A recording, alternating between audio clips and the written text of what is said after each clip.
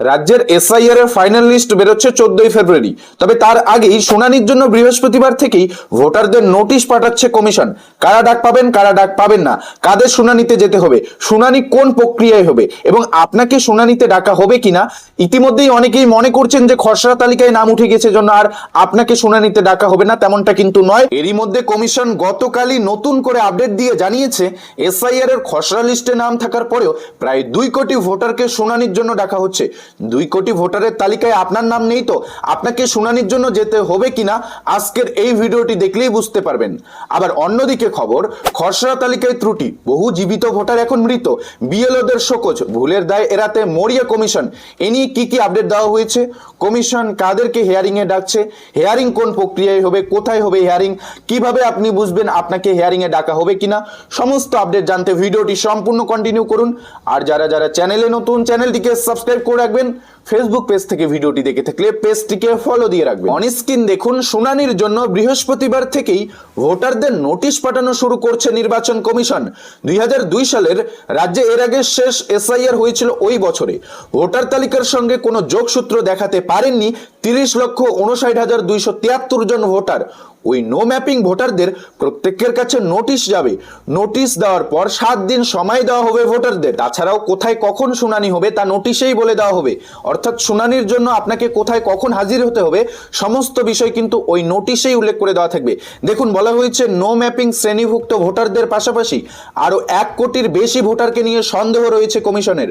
এই শ্রেণীতে রয়েছে প্রায় 1,36,00,000 ভোটার। তাদের নামও খসড়া তালিকায় রয়েছে। তাহলে খসড়া তালিকায় নাম থাকার পরেও কেন তাদের হিয়ারিং এ ডাকা হচ্ছে দেখুন। তবে তাদের ইনুমারেশন ফর্মে পাওয়া তথ্য সন্দেহজনক ঠেকেছে কমিশনের। তো বুঝতেই পারছেন, তারা যে ইনুমারেশন ফর্মটি ফিল আপ করেছে সেই ফর্মে তারা যে তথ্য দিয়েছে সেই তথ্যে সন্দেহজনক মনে হয়েছে কমিশনের। সেই কারণেই তাদের এবার তথ্য যাচাই করে দেখবেন বুথ স্তরের আধিকারিক বিএলওরা।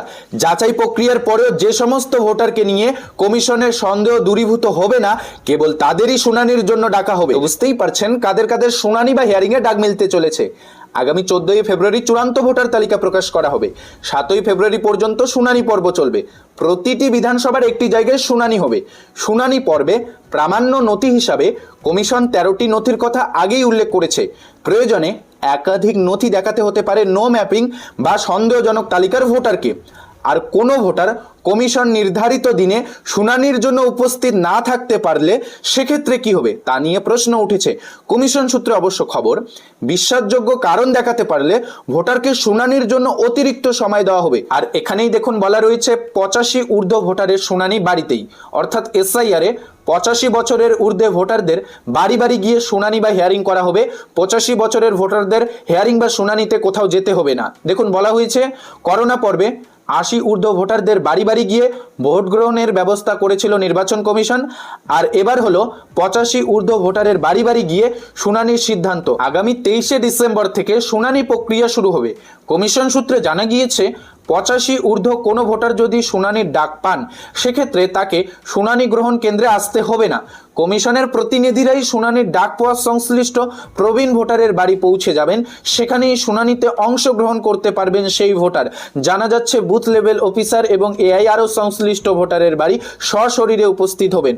মুখ্য নির্বাচনী আধিকারিক মনোজ কুমার আগরওয়াল জানিয়েছেন, বৃহস্পতিবার থেকেই অটো জেনারেট চিঠি পাঠানো শুরু হবে শুনানির জন্য। তো এখান থেকে আপনারা দেখতেই পারলেন কাদের কাদের হিয়ারিং বা শুনানিতে ডাকা হচ্ছে বৃহস্পতিবার থেকে। যাদের এসআইআর এর ফর্ম নিয়ে সন্দেহ রয়েছে কমিশনের, তাদের প্রত্যেককে হিয়ারিং এ ডেকে পাঠাতে পারে কমিশন। এসআইআর এর খসড়া লিস্টে নাম থাকার পরেও কিন্তু হিয়ারিং এ ডাকা হবে। তবে নিশ্চিতভাবে বলা যাচ্ছে না কাদের কাদের হিয়ারিং বা শুনানিতে যেতে হবে। তবে আপনাকে হিয়ারিং এ যেতে হবে কিনা আপনি কিভাবে বুঝবেন? তো দেখুন, যাদেরকে হিয়ারিং বা শুনানির জন্য ডাকা হবে তাদের প্রত্যেকের বাড়িতে বুথ লেভেল আধিকারিক অর্থাৎ বিএলও একটি করে নোটিশ দিয়ে আসবে। আর ওই নোটিশেই উল্লেখ থাকবে কবে কোথায় আপনাকে হিয়ারিং এর জন্য হাজির থাকতে হবে। তাছাড়াও এসআইআর এর ফর্মটিতে আপনি যদি কোনো ভুল তথ্য দিয়ে থাকেন তাহলে ধরে নিতে পারেন আপনাকে হিয়ারিং এ ডাকতে পারে। এক কথায় আপনাকে নিয়ে কমিশনের যদি বিন্দুমাত্র সন্দেহ হয়ে থাকে তাহলে আপনাকে হিয়ারিং এ ডাকতে পারে। তো বুঝতেই পারছেন কাদের কাদের হিয়ারিং বা শুনানিতে যেতে হবে, কবে থেকে যেতে হবে, সমস্ত বিষয় ক্লিয়ার হয়ে গেল। অন্যদিকে খবর দেখুন, সোমবার পর্যন্ত ছিলেন জীবিত মঙ্গলবার খসড়া ভোটার তালিকা প্রকাশের পরই জীবিত হওয়ার সত্ত্বেও হয়ে গেলেন মৃত। রাজ্যের উত্তর থেকে দক্ষিণ সর্বত্র এমন জীবিত অথচ ভোটার তালিকায় মৃত্যুর একের পর এক হদিশ মিলেছে। কিন্তু তারা হঠাৎ কিভাবে মারা গেলেন, দায়কার? এইসব ভোটারের দায় নিতে হবে কমিশনকেই। তবে কমিশন কিন্তু এইসব ভুলের দায় ঠেকাচ্ছে বুথ লেভেল অফিসারদের উপরই। সূত্রের খবর, যেসব জায়গা থেকে এমন অভিযোগ আসছে সেসব বুথের বিএলওদের শোকজ করা হয়েছে বুধবার থেকেই। এই দিন এমনই অভিযোগে রাজ্য জুড়ে প্রায় 10 জন বিএলওকে শোকজ করেছে কমিশন। সেই সঙ্গে এআইআরওদেরও শোকজ করা হয়েছে বলে খবর। মঙ্গলবার খসড়া তালিকা প্রকাশের পর এই দিন রাজ্যের বিভিন্ন প্রান্ত থেকে জীবিত ভোটারদের তালিকায় মৃত দেখানোর পাশাপাশি একাধিক ভুলের অভিযোগ আসছে। কোচবিহার দক্ষিণ বিধানসভার 54 নম্বর বুথের বাসিন্দা রাজবংশী দম্পতি অশ্বিনী অধিকারী ও শিবানী অধিকারীর অভিযোগ, তারা দুইজনেই ইনুমারেশন ফর্ম পূরণ করেছিলেন, অথচ খসড়া তালিকায় তাদের মৃত দেখানো হয়েছে।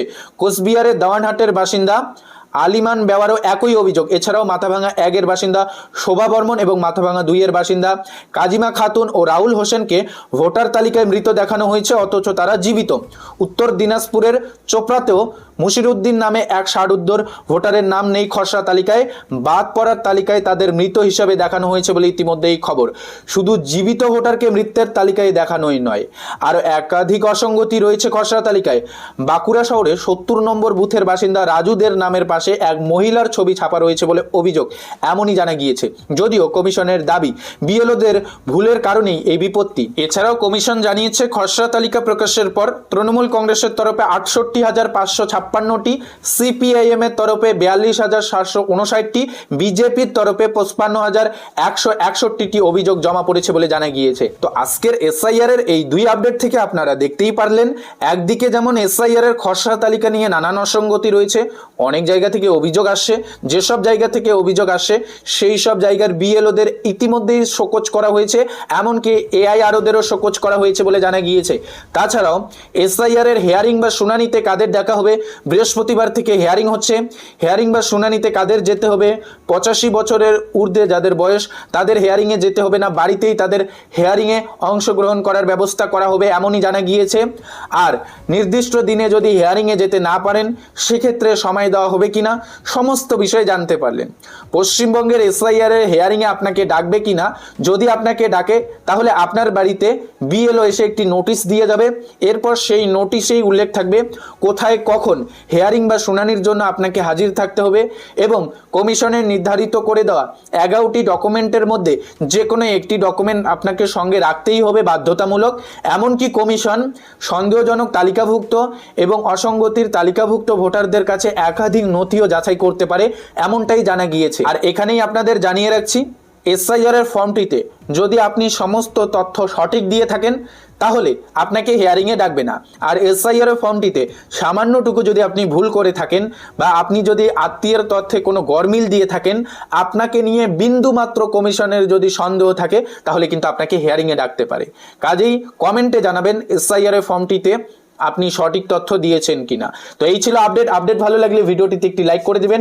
ভিডিওটি শেষ করার পূর্বে একটা ছোট্ট রিকোয়েস্ট সবার কাছে, যারা আমাদের এমআরএইচ এডুকেশন চ্যানেলে নতুন, চ্যানেলটিকে সাবস্ক্রাইব করে রাখবেন।